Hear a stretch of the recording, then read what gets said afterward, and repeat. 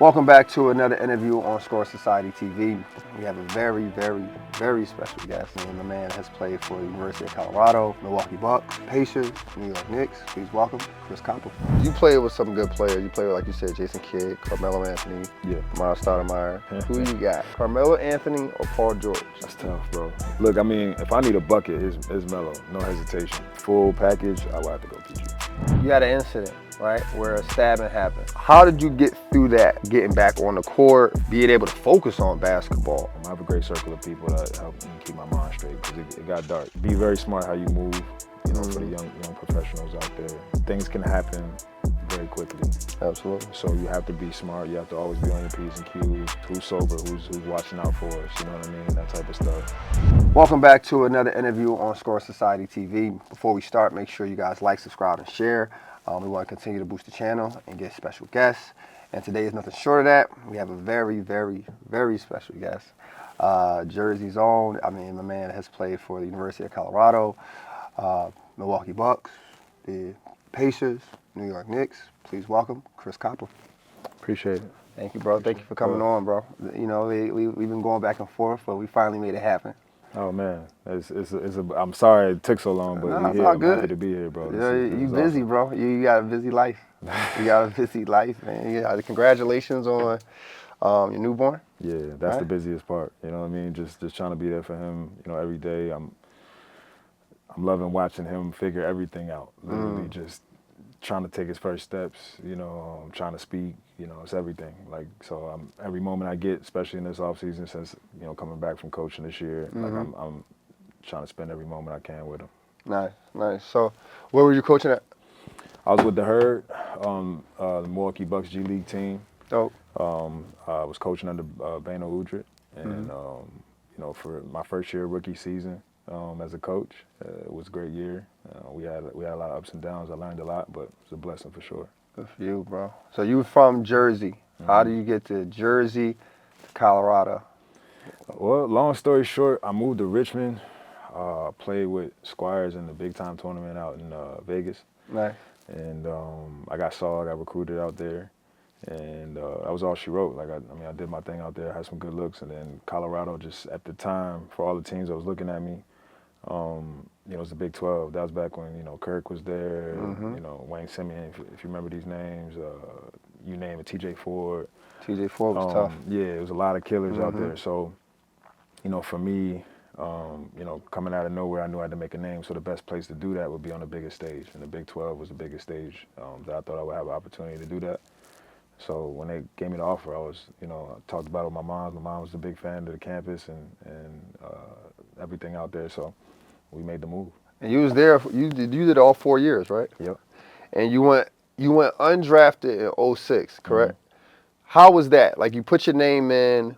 And you think, did you feel like you was 100% sure you was going to go? Or was it like a 50-50 thing? Fuck it, My whole life I've been off the radar. Like, you know what I mean? I've never been McDonald's All-American, never been highly, recruited. I never been, so when it was draft night, it was no different. I didn't expect to hear my name to be called. You always hopeful. You know what I mean? My agent was saying there was some possibilities in the second round. But I've been underdog my whole life. I wasn't expecting it, to be honest with you. You know what I mean? I was definitely disappointed when all the names went by and you knew it was officially not happening. You know what I mean? But it was pretty much the story of most of my career was I got a lot of no's. But you kept your head straight though, because you were undrafted 06. You played in leagues in Spain, Netherlands, and then and found your way to the league in 2012, which is 6 years later. Yeah. Well, there's no quit. There's no quitting me. You know what I mean? So I can tell. Yeah. So that's what it was for me. I mean, it was at the end of the day, I was gonna put my best foot forward, and if they, my whole career, I never made it. That's what it was. But that's all I could do was take the next opportunity presented. And it started off with actually the D League at the time. Now it's a G, but the D League, I did a half a season. I broke my foot actually that same summer coming out of college, so I really lost a lot of looks. D League was all I had, and then overseas, and then I finally got an opportunity to come back. Which do you think got you the best opportunity? Like, what league? Was it the G League or was it overseas? I always credit my coach in Germany, right? So the D League for me was it was dope to be in that culture, that environment with guys that everybody had the same vision. I got to learn from guys that were going up and down from like Pops Mensah-Bonsu, who was with Dallas, JJ Barea. I actually got to ask them questions like how do you get there, this and the third, stuff that stuck with me to this day. But I feel like the coach that really sent me was Yves Dufresne, and he was a Belgian coach coaching me in Germany, taught me everything I needed to know to be a professional, and I had him for 2 years, and then the next coach, he kind of gave me freedom, and I took all those tools without the shackles, and I went out and just killed, and that's what got me back, long story short. Oh, so how was that process when you got to the NBA? As far as like, did you do a lot of workouts, or did it was the Knicks who picked you up, right? Yep. Or did the Knicks already know they wanted you? Yeah, it was kind of at that stage, now you coming from the overseas, the professional rankings is a little bit different. I still had to do some workouts and stuff, but it was more, I put up numbers overseas and I went to Summer League. And Summer League, I did well enough to get to vet camp. Vet camp did well enough to make the team, so on and so forth. Nice. So we got a segment called Pocket Watching, bro. So how was it, man, when you got that first check? My gosh. Well, my first check in the league to me wasn't that, comparison. I've been overseas. So Right. being honest, it wasn't a game changer. It was just crazy to get a check from the league. Like, that was the honor. It was more of an honor for me. It was like, I'm really here. Like, I'm in the league. They're paying me 1st and 15th. It's say Madison Square Garden on the, you know what I mean? Like, for me, that was just, coming from Jersey was the biggest honor you could possibly have, Right. more than anything. It wasn't I think the money itself, it wasn't like I immediately bought like a crazy, you know what I mean? Like those first checks, it wasn't that. But it was just a big time honor. Yeah. That's all I could think of. How you feel about it now? Like, seeing like Jason Tatum get one of the biggest contract of all time, about 315, 62 million a year, something like that. Yeah. How you feel about it now? Like, do you feel like they're giving a lot that they deserve, or is well deserved considering what they make? I think it's deserved, for one. I also think I was born too early. I bet you everybody feel like that, but especially the veterans. Yeah, but no, I love it, bro. I want to see these guys make money, bro. I think it's awesome, and I want it to keep growing. And I think we know the business of basketball. We know the fact that they're able to pay that much. They're making a lot more on the backside, merch, commercials, marketing, all that stuff brings in more money to the league, the team, the organization. So, it's justified in my opinion, and I'm proud of those guys that have earned that. Jason Tatum has finally got his championship. Yep. Jaylen Brown, I actually met Jaylen Brown, really good dude. Super happy for his success. Those guys these guys grind hard, man. It's a lot of work, and they deserve it. You know the road. So anybody that gets a large check after all that work they put in, I salute all of those guys. Absolutely. And you came in the league around what? Around 28. 12. But like, how old were you? Oh, how old was I? 28. Yeah. About 28. So that's usually older than what Yeah. people usually come in. I'm sure you had people doubting you. Facts. What's some of the things you've heard people doubt, and how did you get through it? I remember my first game in Summer League. Mind you, I came from overseas, and like if I saw my name pop up, it was usually like I had 30 or something like that, and Right. it was always positive. Then the night before my Summer League game, I saw my name pop up, and I started reading, and it's Knicks fans. They ain't never heard of me before, right? So if you know Knicks fans, pissed off by if you know everybody. Knicks They heard fans, of they're you. like, we signing who for what? And they, one article led to the next. After you get signed, every New York media, it's a lot of different opinions, and none of them was happy with my decision. None of them that I saw. So it hurt. I ain't gonna lie. Like the next day, I'm going into the game, like looking at all of this, and like Knicks fans is at Summer League, and they, they talking like you can hear the whispers when your name get called and all this. And I went into the game. I'll be 100%. This is for the young guys that's playing. Like I was nervous. A lot of guys had that bravado of like have this fearlessness to him or something. Like, nah, I'm a human being. I went into the game like I got a little flustered by the things that was being said. And I remember I caught myself towards the end of the game, and I had to like literally tell myself like, yo, I like curse myself out. Like, are you a B? Like, you know what I'm saying? Like, you know what I'm saying? I don't know. I won't curse on this platform. But I was really cursing myself out towards the end of the game because I was like, this ain't me. And I said, one thing they're going to do is they're going to remember me, whether it's good, bad, or in between, I'm going to be aggressive. And I caught myself, and the rest of the summer league, they saw a difference, and that's what it was. Who did you play against your first game in the NBA? What team? Oh, in the NBA? Yeah. So Brooklyn, I want to say Brooklyn, they canceled that because of the snow. I think it might have been Miami, and I didn't play. No? I just remember sitting there looking at the garden like this is crazy. And I got in, I missed. I remember I played like one in the garbage minutes. What team was it? Miami. Miami? Yeah. Who did Miami have back then? No, that was them. Oh, Yeah. that was Robin. Oh, okay. That was them. What was your first? Was that your first time ever playing on the court with like D Wade? I didn't. I came off. I played garbage minutes. Oh, you played the garbage. And at that time, I ended up playing them later, seeing some action. But that first, like with Woody, the rookies was not getting minutes. You had to really earn that. And I had a really good preseason too. I had like 30 a couple times, but forget about it. It was regular season time. Rookie, you got to pay your dues, and I had to do a lot behind the scenes before I got a real opportunity. That's dope. That's dope. I want to know, man, because you played against guys. Who was just one of your favorite players growing up that you played against? I want to know how it felt to play against your idols. For me, it was different because of my road. Like, I mean, a lot of the like older guys. Like I played with Jason Kidd. Like I played with him. Yeah. Like that was pretty cool. That's dope. But a lot of the guys, you got to think, I wasn't like the 18-year-old that comes in and sees the vet on his way out.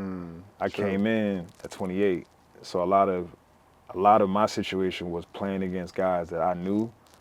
In high school, I was probably in the shadows. I had no name or nothing like that. But like I seen Melo, I seen all these guys on the scene, and I seen them carrying the league and building up. And now I'm getting to play alongside. It was a totally different experience as opposed to me like looking for the vets. It was more like trying to catch up to my class. Yeah, you know what I makes mean? sense. So a lot of the vets was us at that point. Like we were the vets, even though I was the rookie. Right. So because you played with some good players, you played with, like you said, Jason Kidd, Carmelo Anthony, Amara Stoudemire, Paul George, Giannis. Giannis, yep. Yeah. Any one of them have a unique work ethic that you was like, Giannis. what? Giannis? First one come to mind. What's unique Giannis about is his different. work ethic? PG and Melo work hard. Make no mistake. Like PG, they weight room, extra running. Melo, you'll be surprised how much he puts into his game. But Giannis is different. Like Giannis is, I remember when, like I was not gifted like a lot of those guys as far as like these guys could run and jump out the gym and this, that, and the third. So I had to do a lot of extra work. And for me, Jason Kidd, he was coaching. Now I played with him and for him. He was coaching. He had a thing called night school in Milwaukee, and I had to I felt like I always had to do extra to maintain, just to be able to compete with guys, extra shooting, extra weights, this, that, and the third. Giannis was always there.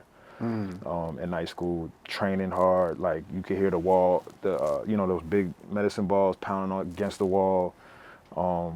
Always getting his extra work in, always studying. Like for me, I just thought I could see his hunger.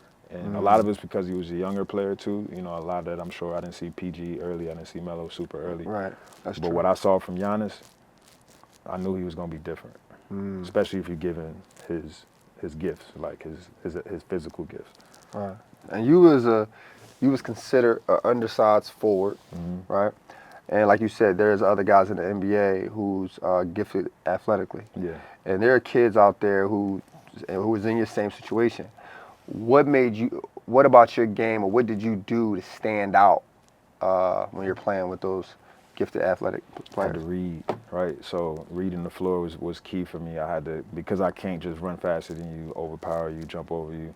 I had to find angles, right? And so you study a lot of the guys that were really slick with it. You know what I mean? I watched a lot of guys that knew how to use their bodies. Like, you know, for me, I had to find my mismatch every time. And like, one, I could shoot the ball better than most. Yeah. So it helped that if you were too far off me, I had a quick trigger and you was hurt. And if you got too close, you know, now I know how to make a play, and I'm probably not gonna get far by you. So if I, you know, take a dribble, I gotta be finding the next route, and that does your job at the highest level, right? Yep. So again, reading the game is important. I think for guys that aren't physically gifted like that, you have to be a much more intelligent player.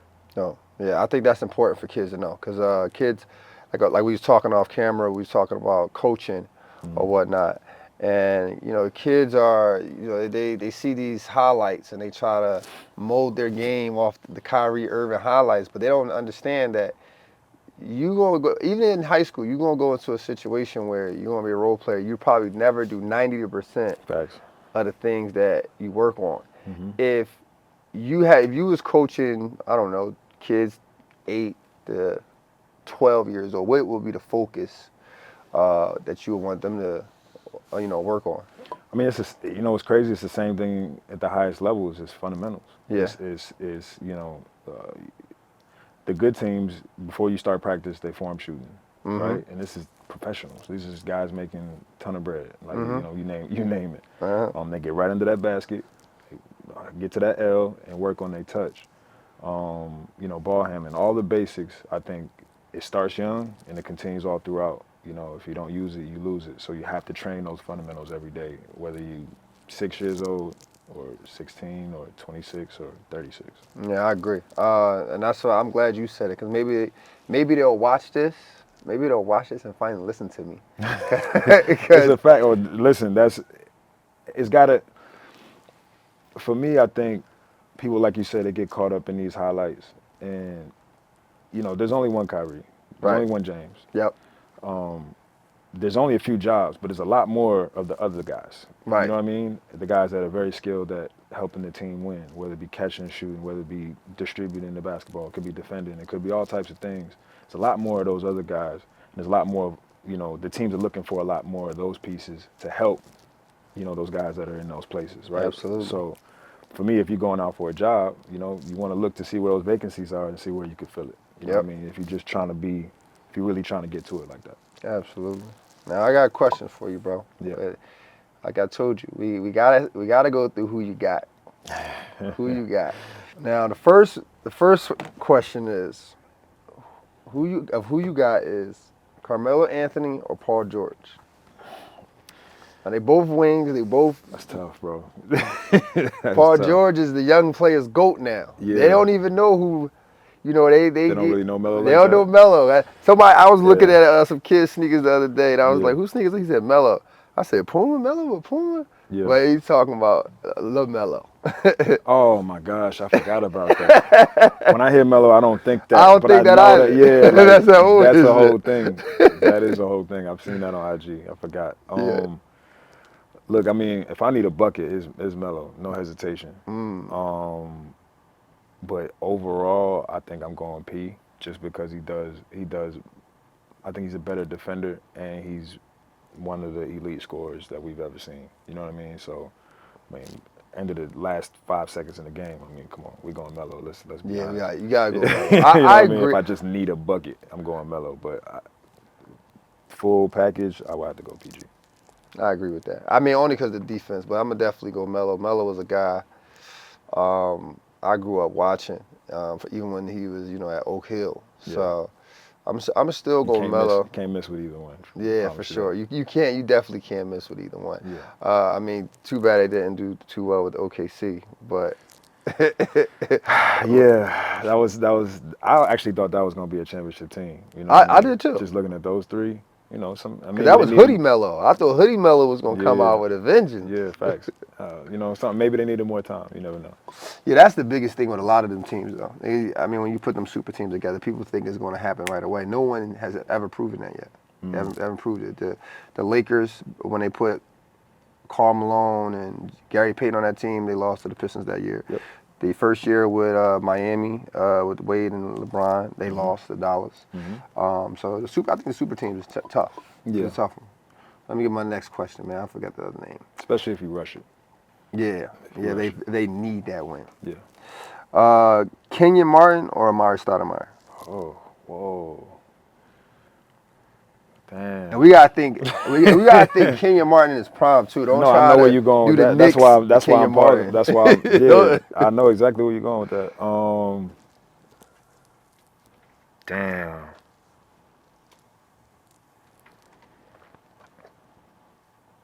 That's tough, bro. yeah, that's a good. Yeah, I've never gotten that one. because they That's both tough. explosive. They both play the Hell same yeah, yeah. spot. Kenyon's probably like a lot of people don't know how good Kenyon was, but Amari was cold too. So I really I can't call it. You gotta give me another one, bro. I can't call it. I gotta call one, huh? Yeah, you gotta call one. I mean, I Um, see. Even when I made the question, I was thinking like, damn, it's tough because it's very tough. Kenyon, I got a chance to see him Jersey Kenyon. yeah, the Nets. I got to see him at Cincinnati too. Yeah, yeah, Then you got to think, wow, Amar Stoudemire came out of high school yeah, and was killing it. yeah. I be trying to tell people about Amari. I played a game, a tournament with Amari, with the Squires. Mm-hmm. And I remember telling people, like, people don't understand how good Amari was. Like, they say the best high school player, this, that, and the third. I said, Amari's in that conversation. Like, if you saw what he did his rookie year, he was in high school a few months before that, bro. You see what he was doing to grown Yeah. men? Like, all right, I saw that in high school. He was doing the same, the kids. Right. Like, you know what I mean? Like, he 100%. just went just like that. No trans. Like, And I so, think his story goes. scary. He wasn't even playing basketball for the. He wasn't he didn't grow up playing basketball. He started like in high school or something. Yeah. Yeah, I think we will give. Shit, I Who might are have you to, calling? Yeah. Who's your pick? I can't call dog. it, bro. I really like can't. Kenyon, bro. I like Kenyon, especially I like Kenyon with the Nets and the Nuggets. He's a better Uh, defender for sure. Great defender. Amari is more offensively skilled. I think I'm gonna give it to Amari because of that. Because Amari can. So you're an offense guy, I can see. Yeah, he can kind of hit that 15, 17 foot He shot. can. Kenyon, you couldn't. He can hit it here and there, but you couldn't depend on it. Yeah. But But that's definitely. defensively, go get him. Yeah. You can't do that with. You know what I'm saying? Like, not to the level of Kenyon. Like, Kenyon was an actual stopper. Nah, he was. You know what I mean? So that's why it's like, it's probably similar to the first question. Like, you know, Amari, I think, is better offensively. I think Kenyon's better on both ends of the ball. You know what I mean? Like, so it's hard. It's definitely, like, it's a tough call, man. So you ain't gonna. So you opting out? No, I ain't gonna run from the question. I would say I'm gonna go Kenyon because I'm gonna go with balance. You know, Fair for me, enough. I think he does more on both sides of the basketball. Like, you know, they both will finish you at the rim 100%. Big fan. Amari's has better touch, better shooter, but Kenyon, to me, is a way better defender. So I think you put the total package together. I think I'll go Kmart. Gotcha. Now, next question is J.R. Smith or Chris J.R. Middleton? Smith. It's a J.R. Jersey Smith. connection. J.R. Smith. No, I said that before. What up, Chris? Chris is the better player. Jr. When people ask me who's the toughest player I ever had to guard, everybody thinks I'm gonna go like KD or something like that. I always say J.R. Smith. In Why is that? practice, the one-on-ones we used to have, bro, like there were times where I felt helpless, bro. I'm not even gonna lie. Like, what the fuck do I do with this guy? Like real shit. Like, I'm trying to figure it out, and I'm taller than him, but he's quick and strong enough and can shoot from far. So you can't be too far. You can't be too close. Like, he's gonna kill you, and he could put on the floor. He's strong. He could boogie, and he'll take off. Yep. You know what I mean? Like, for real. Dog, So, I remember seeing him. yeah. We was talking about Vegas Big Time tournament. I remember seeing him when he was playing with the Tim Thomas players. And first, I seen him the night before. We was, I don't know if he stayed at the same hotel, but we was at the Circus. And he had this big chain on. It might have been, you know, it was big at the time. Then I seen him the next day. Killing dudes, bro. Yeah. I've never, like, I'm talking different. pulling damn near from half court. He's 6'6". one of the most underrated NBA players of all time. I'm gonna say that. Like, one of the most underrated, and people think he's good, but he was special. Tough, bro. Like, especially them Denver He was Nugget special. years. Yeah. When he taking off from outside the paint, dunking on I think it was Ginobili with 2 hands. It was crazy. Yeah, Bro. yeah. It was crazy. So But I would still say Chris though. you say Chris? Still say Chris. I'm gonna go JR, bro. JR was my personal toughest matchup. I still say that to this day. But you know, we talking about total package, what they doing, like career, everything. Like I would say Chris. Chris gets the nod. That's the only 3 questions I have. You got me some. Whoa. Because you played with some good players, man, and I Yeah. think they was the most comparable. I couldn't find one with They were Jason very Kidd. close. Just Jason J.K. Kidd. would have won that one. He's one of the greatest PGs of all Yeah, time. I like J Kidd, bro. Yeah. And what's the best team you play for and why? The best team was the Pacers. Yeah. But I mean, my favorite team was the Knicks. That's the one I always talk about because it was my rookie season. We were definitely more talented than any Pacer team, in my opinion, that I played for. We got cocky. That was an issue, but we were really good. I think, and that was just a lot of fun, just playing for that Knicks team in New York and being a rookie there again, my first time in the NBA, and we winning games and. So my favorite team was the Knicks for sure. Gotcha. Now, you had an incident, right, where a stabbing happened. Was you with the Pacers, or you was in New York, or was you with the Knicks? Exactly. Or you was with the Pacers? Now, I believe you was stabbing your elbow and your stomach, correct? Yep. How did you get through that as far as like getting back on the court, being able to focus on basketball during that time? How did you get yourself out of that situation mentally? I have a great circle. You know, my mom, number one, you know, she's been in my corner since day one, no matter what, thick and thin. My family always behind me, friends. I have a great circle of people that help me keep my mind straight because it got dark for sure. I still struggle with some stuff to this day because of it. You know, this elbow still ain't 100. But I would say I credit, you know, God first, but my circle. Yeah. Yeah, that's a tough one. I mean, I think it happened to you. It happened to Paul Pierce. Yeah. And I think in New York as well. I think he was in Boston. He was in Boston. Yeah, he was in Boston. I think he was in Boston. You're right about that. But yeah, man, like I said, like I told you off camera, that was one of the stories I read back when it happened. And I was like, damn, what the hell was going on? Yes, I mean, sometimes bad things happen, you know, and thank God I'm still here for one. But, you know, we keep moving, you know, and that's part of my story when I talk to young guys now, you know, about staying out of trouble, staying out the way, you know, being safe out there because a lot of situations could easily have been worse for me, you know what I mean? So a lot of situations can be worse for others. So, you know, I always try to advise to be smart and be safe out there. Absolutely. Well, yeah, that always God first on that type of stuff. And, Absolutely. The reason why I wanted to ask that question is because definitely, you know, I want kids to know how to avoid stuff like that. Is that a situation you think you could have avoided if you had did something different that day? Yeah, absolutely. You know, you could obviously say don't be there. Like number one, it's hard to advise a kid that, and I wasn't a kid, but you know, to tell the kids, you know, don't be out so late, et cetera, et cetera. Like that's not likely. But there's a way to go about moving, and I think you know it's very important.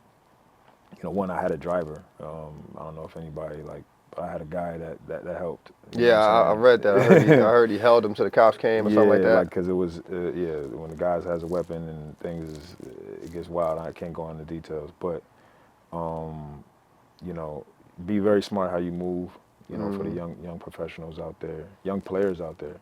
You know, you get attention, things happen. Not to say that is or isn't my situation in particular, but, you know, things can happen very quickly. Absolutely. So you have to be smart. You have to always be on your P's and Q's. You know, I'm not going to tell a kid that, you know, he's never going to go out and party and this, that, and the third and go to no clubs and nothing. Like, that's not realistic. Like, you're going to have a good time, but be smart about it. You know what I'm saying? Like, you know, be cautious of how you're drinking. If you're not going to be in the right state, who's sober, who's watching out for us, you know what I mean? That type of stuff. Because you know I'm a very fortunate situation. It could be a lot worse, and you and I both know a lot of stories where it has been worse for others. I mean, yeah, you from Jersey, I'm from Philly, so we hear it all the time. We both. I'm pretty sure you grew up and you Seen it had you know guys who could have made it further with basketball and couldn't because the streets got a hold of them in situations like that. So yeah, absolutely. I think that's is important, like you said, just to move smart. Just to move smart, understand that you are, you know, the family needs you. You You're not important. even just basketball, just a No, you're kid in important. general. Yeah, You're yeah, for important to sure. the world, Absolutely. regardless. You know. Yeah, somebody So loves you. yeah, so there's no point in you staying out until 3 in the morning, 2 in the morning, and have fun and get your ass home. Yeah, facts. I think, you know, if the lights come on, you're doing it wrong. Yeah, You know what I'm I saying? totally You agree. should be leaving before then. Yeah, I agree with and that's that. something you can. I didn't understand that young. Again, I don't expect nobody, but but you should learn from others' mistakes. Don't make those mistakes. Right? Gotcha. You know what I'm saying? So for everybody that like, when you hear these advice, you know, a wise man learns from other people's mistakes. Absolutely. I hope some of these youngins will take that. Speaking of youngins, Bronny is now into the league with his pops, and he's now they're now playing on the same team, first father-son duo. What are your thoughts about that? Love it. You Yeah. know, I think it's awesome, man. Like, one, I think the kid can play. I think. I think they underestimate him. I agree. I think. You know, most of us have seen him since high school, and he's been a guy for me. I thought was really, really interesting because he doesn't have to be the star. He doesn't need the ball. He's a good floor spacer. He's a high level defender. NBA athlete for certain. So for me, I think he's one of those pieces that we talked about earlier in this conversation. Was like, you know, he don't have to, you know, be Kyrie or James, right? You can go plug and play him on a lot of teams, with a LeBron, with an AD, and he can be very dangerous. You know what I mean? So I think, and obviously the family aspect as a new father, like that's the dream. Like Right. it would never happen for me, but you know, I think that's awesome that they're able to do that. Yeah. So now you played in the NBA, and I want to kind of feed the naysayers a little bit.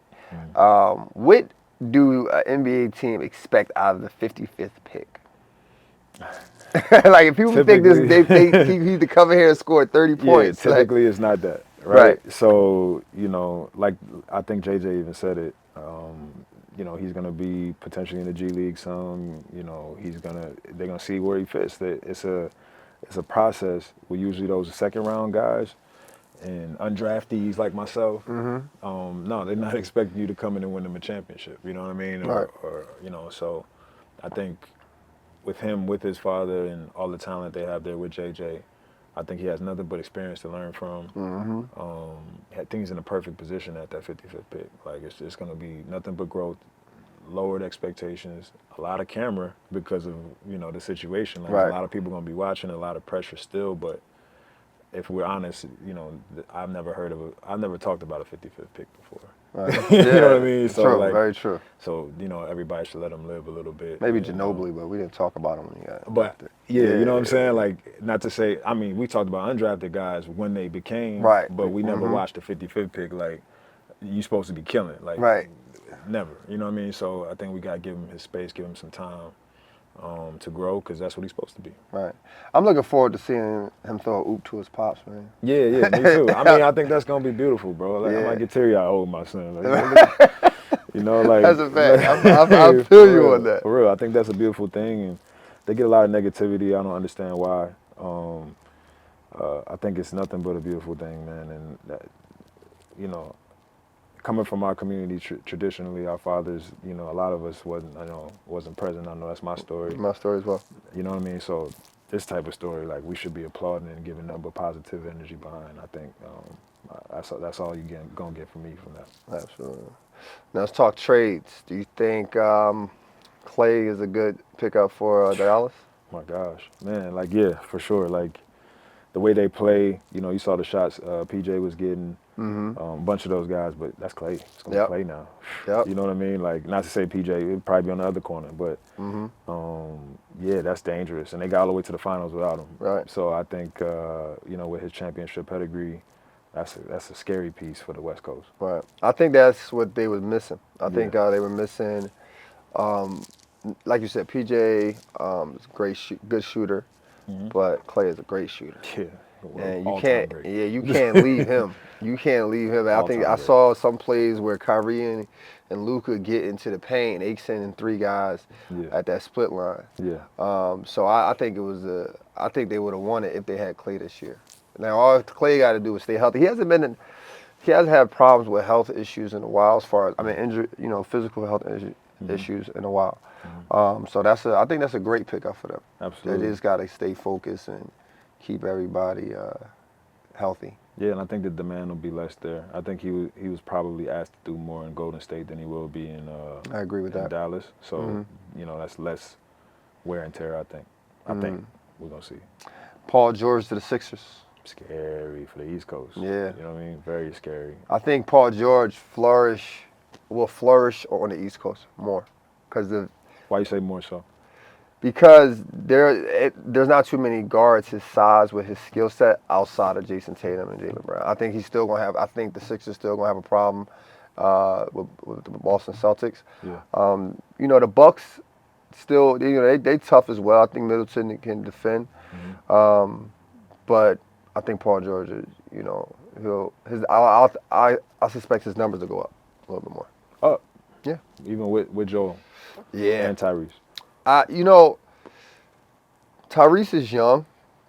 I don't know.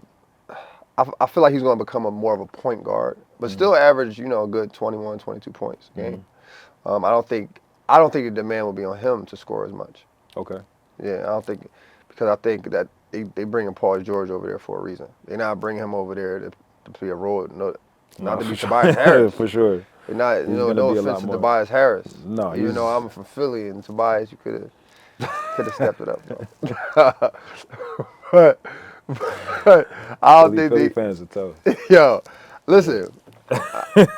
Listen, man. I know it's tough playing in the league in general. I know us Yeah. fans, we only can cheer and have our opinions, right? And that's my opinion. That's all I can give you. You're And entitled my to your opinion opinion. You're is entitled to Tobias your Harris could have stepped it up. I hear you. Listen, I think Paul is going to be a great addition. Where's Tobias this year? Where is Is he he? still there? I think he's still there. Yeah, I think he's still there. So, He in Detroit? in Detroit now? Wasn't he in Detroit before? I have no idea. I I ain't thought he was gonna in Detroit. lie. Okay. Oh, shit. But no, I hear you. I mean, I think Paul's going to be great. The Philly fans, y'all going to love him. Unless he comes in there gun shy. Does he come in there? That don't sound like P. Yeah. I I think that's a great He'll addition probably, for him. early in the season, there's always on every team, they're probably going to be trying to figure out when to go type of situation. But I think by the playoffs, they're going to have it. He's going to be ready to go. I think. I mean, you still got arguably the best, he's top 3 player in the world. Yeah. If he's not the best player in the world.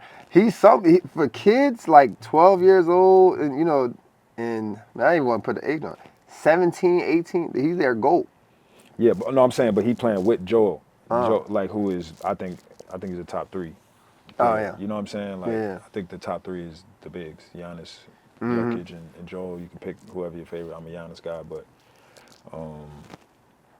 you can't go wrong with Joel. And I have heard a lot of those kids call Paul the GOAT. And listen, I wouldn't respect P. Not personally my GOAT, but Right. he is I mean, we definitely all the one of same the age. best. We Yeah, all the same exactly. age, He's one of the right. best. I think he's one of the best at his position. And he's one of the greatest two-way players in my opinion of all time. I think we could say that. Hall of Famer? I think so. Hall of Famer? I Okay. think so. I think he need to get a chip. But I I'm think not, I think we gotta give some better prerequisites for Hall of Famer. Yeah, but I think he's I would, my Hall of Fame, I would say I put P in there, but I think to solidify his first ballot, he needs to go ahead, he need to get one. But I think I'm not gonna throw no names under the bus, but I think lesser players have gotten in the Hall of Fame in my opinion. So Yeah. not gonna throw nobody out there. But Fair. All right, I ain't gonna get you out there, bro. yeah, I could do that. I agree.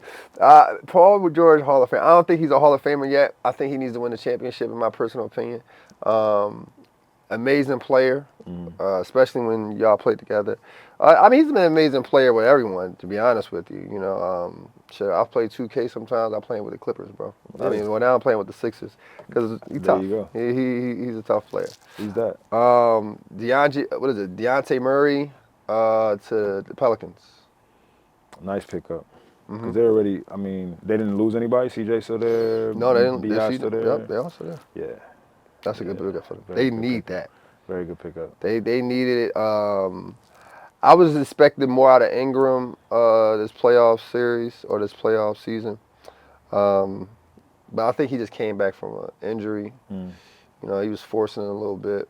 I think once, Murray gets there, kind of see it.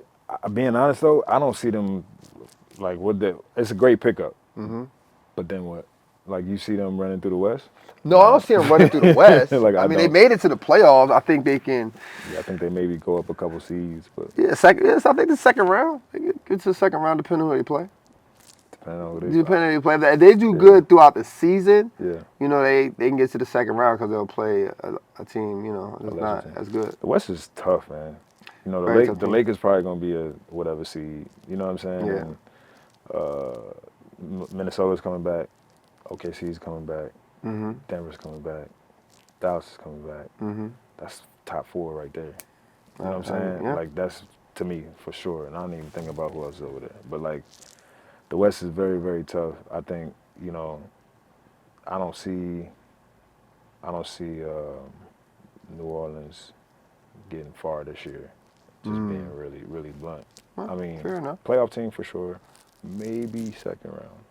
Maybe. They'd be at least entertaining to watch. Yeah, because you got to think they got to either be one of those top 4 teams or beat one of those top 4 teams in the first round. Yeah. That's why I say it like that. You know what they're missing? What every team is missing? Is veterans. Real veterans. Man, Like you mentioned OKC. The oldest about it. player Talk about it. on the OKC is 31. I think his name is Bertans. When you played with the Knicks, your old head was Rasheed. Everybody. Rasheed Wallace. Rasheed was like 39, 38 or something like that. Tell me how you feel about that. Do you think the league need more veterans like Kurt Thomas? You Yes. played with Kurt Thomas, right? Kurt, Marcus Mhm. Camby. We had vets, a lot of OGs. Yes, I think every team should have 2. They say there should be 1 or whatever. I think every team should have 2. Same way you have your what they call 2-way contracts in this. Mhm. Like you should have a contract designed for guys that have a certain minimum of years, age, maybe I don't know how you design it, but I think it's important, to for those guys to see guys that have done it for a long period of time, and honor those guys that have done it for a long period of time. Yeah. Like you shouldn't be kicking these guys to the curb. They still have much to offer, even though their minutes may not be, or their legs may not be able to provide the same output that they did before. There's so much up here that the young guys need, whether it be an example of, work ethic, the stuff we talked about, how to move outside, living this life. I think, the league is missing the boat there for sure. They need to definitely figure out how to get at least 1, but I think 2. What's the best advice that you received from one of your veterans? Who was your? Wait, before you ask that, is that a They thing? all Sid? took me under the wing. It is a thing. Is that a thing? Like you, a rookie with the? Yeah, Did you yeah. have to carry bags and stuff? Yeah, Who yeah, bags? they could look it up. I had everybody's bags. It depends on the day, but I had the Disney Princess's book bag. That's online. You can look it up. I got Hayes for sure. But I was specifically more so Camby and Kurt's rook, but like when I say they all call me their rook, they all took me under the wing. Like J Kidd, BD behind the scenes, Baron Davis. Shout out Baron Davis. Yeah, good dude. Took me under the wing. Everybody, like it was so important for me, especially in that market, like with the media and all the things that, I got to sit in the ice tub with J Kidd, talk about body maintenance. I got to go to the movies with she, stay in that. What was that do? That keep me out of BS. You know what I'm saying? Like Kurt constantly explaining to me in game, telling me a bunch of stuff. I go down the list of what everybody gave me, but I think it's so important. I was so blessed to have that, and to see these kids not have that, I can only imagine what they just going out there and just winging it. Right. Like you have no pretty much. leadership. Like Yeah. you just, all right, here's this money, go out there, deal with the social media, deal with the women, deal with the media, the actual media, deal with the coaches, deal with the stress, your family. Like, you know, these are conversations you can have with your vet. Like, you can't, how you gonna talk to another 19-year-old about how to deal with your family? That's, you know, maybe Yeah, I'm sure things. everybody asks, they see you, You know what I'm in saying? the Like, league, they how do you ask deal them. with that? Like, how do you deal with the friends? How do you deal with, you know, the things that come? You know what I mean? And you can't just talk to. You don't want to talk to anybody, and you look at this guy that's going through the same thing, and he Right. don't know. He don't have the answers. So, not to say that everybody, that even all the old people do, older guys do, but it helps. They've been through a lot. So. Yeah. That's dope. So, any advice they ever give you that you remember that helped A you out? lot of stuff, bro. Honestly, simple as Kurt telling me don't worry about that was big. You know what I'm saying? Like, you know, I got to actually go out there and watch my guys make mistakes, be human, and it took a lot of pressure off me. Also, I said freshman year, my rookie year, because I got to like these guys would be like, I got to see them be human behind the scenes without going into stories, you know, personal stories, but I got to see them be human for real. And I got to see you know, how much alike we really were. It wasn't like these, you know, these guys, these untouchable figures. It was men, you know what I mean? And they knew something I didn't know, and they had been through it a lot longer, and they helped me stay locked in. One, doing the things that it took. For example, Raymond Felton, not even I mean, he was a longtime vet at that Yeah. time. But I remember shooting the ball before the games. It's something I tell the young guys now. I was kind of going through the motions. You see a lot of kids do that. And Raymond tapped me like, bro, that's how you gonna shoot in the game? Right. Something that simple. You Yep. know what I mean? And like that's how you have to be locked in, even if you're not, you know, sprinting and doing 17s in warm up. You know, that's something like, are you locked in at all points, and how are you getting ready for this game if you're not shooting your game shots? Right. Right. So that's something that carried me, and I shot the ball pretty well. You know what I mean? Because of those teachings and stuff like that. That's what's up. Yeah, I think that's important for everyone. I think the young guys need it. I think, you know, it's too much going on. Like you said, it's the money, it's the family, it's the everything. And I think I really hope they change that. You know, to keep guys in the league, and to make sure these guys don't make no mistakes. 100%. So we got another segment where we need your reaction. Okay. All right. I got Ethan got you over here. Felton fakes, Felton drives, Anthony for three. What was you thinking during that moment, man? What was going I through don't the know who mind? that guy is, man. I don't know who that guy is, man. That's a funny one because I think, yeah, she got ejected. Somebody was already injured. I remember when Coach, I mean, you could imagine I would have had like popcorn in my hands or something. Like, what? Like, I'm supposed to play today? Cause at that point, remember, like, I wasn't getting real minutes. So I never got meaningful minutes at that point. Not in the regular season. So that was the first game where it was like, nigga, it's a game, man. You got to go help us win. Right. Now. And shit. You know what I mean? I go to the scores table like, oh, okay. And I remember, so this is a JR story. So I remember he swung the ball to me, and it was one of those I was like, I ain't gonna lie, I had stage fright first. You know what I'm saying? I was like, shit, I'm swinging. I ain't gonna come out just busting, like, move the ball, this, that, and the third. That first possession, the second player came down, JR passing, screamed at me, shoot the fucking ball. And I was like, it woke me up. It locked me back in. Right. And I remember just jabbing and letting it fly. Cash, you know what I'm saying? I was like, okay, we're here. You know what I'm saying? I just went, like, it was so important for me, again, the right teammates, the right people, the right culture, environment, all these things is important for a guy's success, in my opinion. At least it was for me. Maybe there's some guys that don't feel nothing, you know what I mean? For me, I'm a human being. I had thoughts. I'm like, all right, I be in my head sometimes. I'm like, so for him to scream, shoot the fucking ball, I didn't have to hear shit else. You know what I'm saying? For the rest of the season, to be honest with you. You know what I mean? So, Did like, you have your that's what career it was. highs with that team? No. Yes. Yes. Yeah. Yes. Like, Yes. what was your career like? 30, 33. 33? 34? Yeah. 33 and 32 back to back. Do you remember like what you was thinking about during that time? Like as far as like this platform is about elite mindsets. We want to feed elite mindsets to keep kids and adults Yeah. in the highest level of thinking. Do you remember those 2 days as far as like what were you eating or maybe what was on your mind at that time? I was What fully changed? locked at that point. It was towards the end of the season. I was fully locked in. Again, those moments, like when I reminded myself, similar to the summer league, that no matter what happens, I'm gonna be aggressive. You know, because ups and downs come throughout the season. Like I said, I think most guys, to be honest, there's nerves before a game, whatever you want to call it.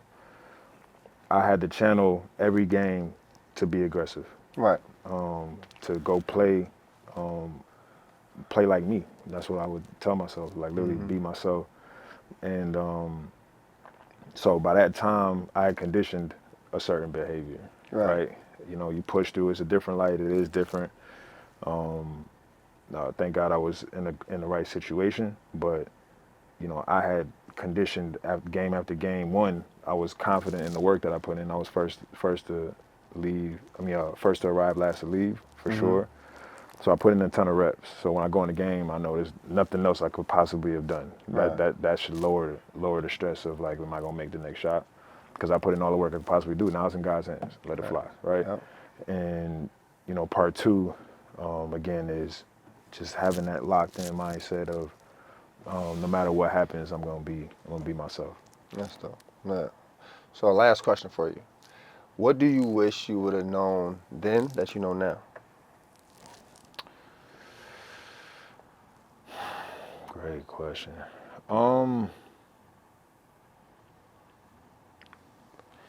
I wish my basketball from a basketball perspective, my coach I talk about in Germany, I wish I met him earlier. Because he really channeled, one thing he taught me was success isn't a destination, it's a lifestyle. And you know, success is not about like, you know, oh, I hit the game winner. It's how much work did you put in before then? Did you get rest? Are you eating the right things? Are you fueling your body to have the best possible output, the best Right. possible performance? Are you giving yourself the best chance to have success?